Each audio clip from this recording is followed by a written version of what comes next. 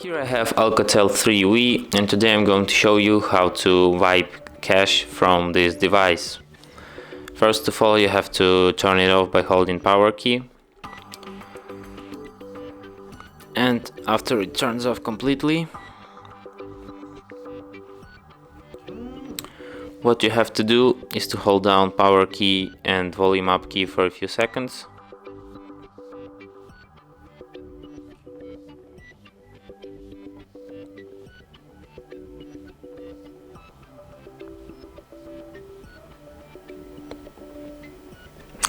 And from appeared menu, using volume keys, you have to select option, this 6 option wipe cache partition, and confirm it by tapping on power key.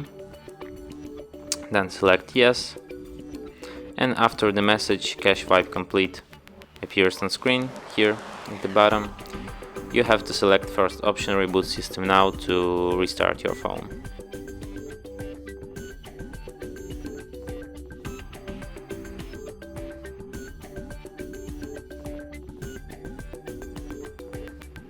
And that's it.